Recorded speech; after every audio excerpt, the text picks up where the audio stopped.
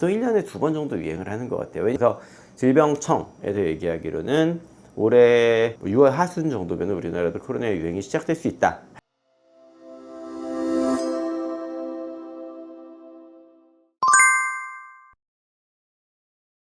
코로나라는 병이 되게 특이한 게, 우리가 독감 같은 경우는 그러니까 예방접종, 그러니까 뭔가 계획에 따라서 국가에서 관리를 하는 전염병 중에 대표적인 게 해마다 연중 행사가 됐던 병이 독감이거든요. 독감은 대표적으로 아직도 그 전국의 표병 감시 기관이라고 해서 300개의 기관에서 독감이 얼마나 발생하는지를 일주 단위로 매주 체크를 해요. 그러니까 1년 내내 감시를 하는 거고, 그래서 그게 일정 이상으로 독감이 의심되는 환자 수가 늘어나면 거기에 대해서 검사를 통해서 주의보도 내리고요. 주의보가 내리면 뭐 기준도 달라지고 약 처방 기준도 달라지고, 그리고 예방접종을 국가에서 하잖아요. 독감 예방접종을 국가에서 특정 시기에, 보통은 뭐 9월에서 12월 뭐 정도 해서 8세 미만, 그리고 65세 이상은 이제 국가에서 지원을 해주고, 지자체에 따라서는 뭐 그 전 연령대를 지원해주는 지자체도 있고요. 그런 정도로 예방이 되고, 그 다음에 치료제도 있고, 치료제도 뭐 보험이 안 되다가 특정 주의보가 내리면은 먹는 약 같은 경우는 보험이 되고, 뭐 주사제 같은 경우는 보험이 안 되긴 하지만 이런 식으로 되는, 관리가 되는 병이고, 그게 가능했던 이유는 얘는 유행하는 시기가 있어서 그랬거든요. 그러니까 9월부터 12월까지 맞는 이유는 보통은 한 11월 정도에 유행을 하고, 그 다음에 뭐 A형, B형이 있는데, B형 독감, B형 인플루엔자는 한 3, 4월쯤에 유행을 하니까 항체가 생기는데 2주 지나서 한 6개월까지 가니까 그동안 이제 항체가 생겨서 예방을 보호할 수 있도록 해서 9월부터 이제 독감 예방접종을 맞고 이렇게 됐었는데, 코로나는 이제 토착화됐다고 봐야 될 것 같아요. 2020년, 19년 말에 처음 중국에서 생겨서 20년부터 이제 전 세계로 퍼져서 지금 25년인데 아직도 코로나가 있잖아요. 지금 뭐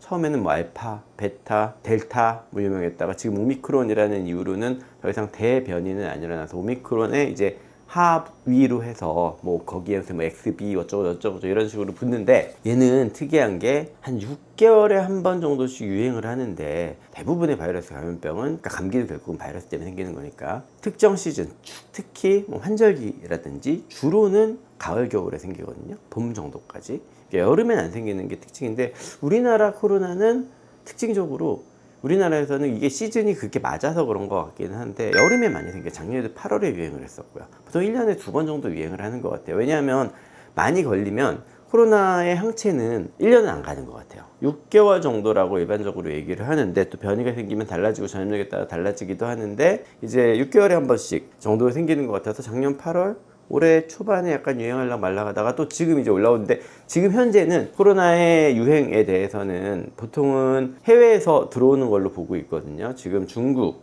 태국, 뭐 대만 이런 데 동남아시아에서 코로나의, 그러니까 뭐 좀 변이가 일어나면서 좀 전염력이 강한 코로나가 늘어나고 있다라는 보고가 있고요. 그러면 이제 너무 많이 왔다 갔다 하잖아요. 거기서 이제 유입이 될 거라고 보고 있고, 그래서 질병청에서 얘기하기로는 올해 6월 하순 정도면 우리나라도 코로나 유행이 시작될 수 있다. 하지만 아직은 아니다. 근데 실제로 현장에서 보면 고열이 있고 코로나의 특징적인 증상들, 몸살이 난다든지 뭐 목이 아프고 이런 증상들이 있는 분들을 검사를 해보면 코로나가 꽤 나와요. 그래서 확실히 최근 한 달 이내로 늘어나고 있는 추세인 건 틀림없는 것 같고요. 코로나가 독감보다 더 위험한 병이냐 라고는 얘기할 수는 없는 것 같아요. 물론 치료제가 한정적이라는 점, 치료제 있죠. 치료제, 그러니까 우리가 어떤 전염병을 무서워하는 이유는 치료 방법도 없고 예방도 안 되기 때문인데, 독감은 둘 다 되지만 뭐 그럼에도 불구하고 독감이 심하게 돌 때는 치료 시기를 놓치거나 뭐 예방이 안 되면은 많이 위험한데, 코로나는 예방접종이 있죠. 하지만 독감만큼 확실하진 않고요. 그리고 치료제도 있죠. 근데 치료제가 우리나라에서 65세 이상, 팍스로비드라는 치료제는 65세, 그 라게브리올이라는 치료제는 70세 이상, 아니면 기저질환이 있는 분들, 면역력이 떨어지는 분들에만 이제 그 처방이 가능하게 되어 있죠. 그래서 상대적으로 제한적이긴 하지만 병 자체를 놓고 똑같이 뭐 예방접종도 안 맞고 똑같이 치료제를 안 먹었다고 생각했을 때 독감 코로나를 비교하면 독감이 조금 더 위험한 질환이 아니냐라고 볼 수 있을 것 같고요. 그래서 일단은 뭐 건강하신 분들은 코로나는 너무 걱정은 안 해도 될 것 같고요. 그래서 지금 현재 상황도 그렇습니다. 그러니까 코로나 예방접종을 하는 것도 연령에 따라서 고령층, 65세 이상, 아니면은 기저질환이 있는 분들에게 예방접종 대상이고, 본인이 예방접종 대상이라는 건 그만큼 위험하다는 얘기니까 예방접종을 맞아야 된다는 거죠. 맞는 게 좋은 거고요. 그 다음에 치료 부분에서는 뭐 들여다보면은 사실 내시경으로 봤을 때 코 뒤나 목 안을 들여다봤을 때 코로나가 의심되는 소견들이 있거든요. 그러면 코로나일 수 있으니까 주의하세요라고 말씀드리지만 모든 분들에게 검사를 권하진 않아요. 왜냐하면 검사를 해서 예를 들어서 뭐 20대 건강하신 분이 다른 지병도 없는데 열이 좀 나긴 하는데 코로나 같아요. 근데 우리가 그럼 검사를 해서 코로나가 나온다고 해서 이 코로나를 치료제를 쓸 건 아니거든요. 치료제 처방 대상이 아니거든요. 코로나 치료제의 처방 대상은 아니거든요. 그러니까 팍스로비드, 라게브리오를 먹는 대상은 아닌 거죠. 그러면 그냥 일반적으로 증상에 대한 약, 뭐 소염 진통제, 혈 진통제, 뭐 기침약, 가래약 이런 걸 먹으면서 뭐 컨디션 관리하고 이런 거기 때문에 사실 우리가 감기에 걸려도 똑같이 감기라는 건 바이러스 감염이니까 뭐 항생제를 쓸 것도 아니고 그런 똑같은 약들을 사용하면서 치료를 하게 되잖아요. 근데 만약에 증상이 심하다면 열이 너무 많이 나고 그리고 뭐 목이 많이 부었다든지 헐었다든지 이런 경우에라면 검사를 한번 해보는 경우도 있어요. 왜 하냐? 이 경우에는 코로나냐 아니냐에 따라서 치료가 좀 달라질 수 있는 경우가 있거든요. 예를 들어서 열이 너무 많이 나는데 코로나만 아니면 뭐 항생제를 써야 되는데 코로나는 굳이 항생제 쓸 필요가 없는 병이니까